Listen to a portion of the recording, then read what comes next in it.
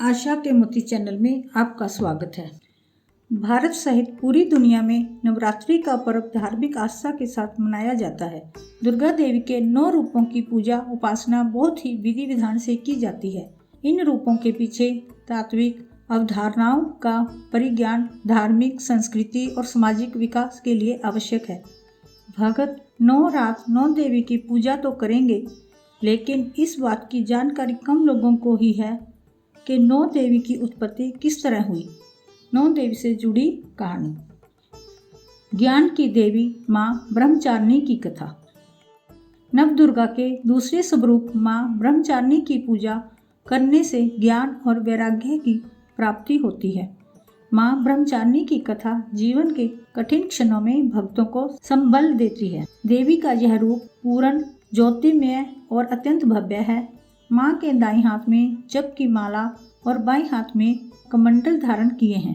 पूर्व जन्म में इस देवी ने हिमालय के घर पुत्री रूप में जन्म लिया था और नारद जी के उपदेश से भगवान शंकर को पति रूप में प्राप्त करने के लिए घोर तपस्या की थी। इस कठिन तपस्या के कारण इन्हें तपचारिणी अर्थात ब्रह्मचारिणी नाम से जाना गया।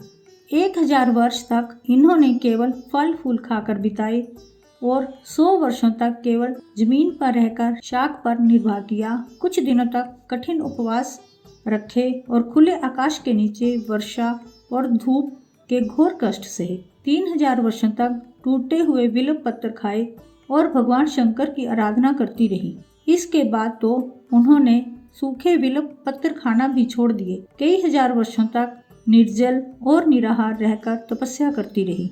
पत्तों को खाना छोड़ देने के कारण ही अपर्णा नाम पड़ गया। कठिन तपस्या के कारण देवी का शरीर एकदम क्षीण हो गया। देवता, ऋषि, सिद्धगण, मुनि सभी ने ब्रह्मचारिणी की तपस्या को अभूतपूर्व पुण्य कृत्य बताया, सराहना की और कहा, हे देवी, आज तक किसी ने इस तरह की कठोर तपस्या नहीं की।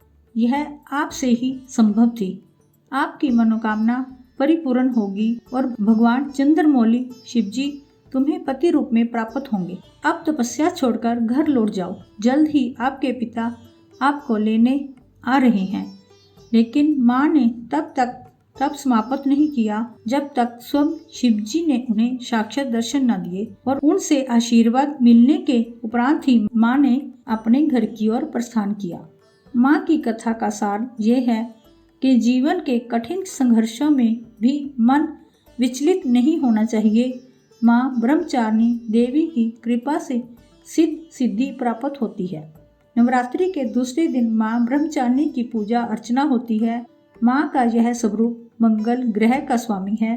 ब्रह्मचारिणी माँ की पूजा करने से लोगों की कुंडली में मंगली दोष का प्रभाव कम होता है।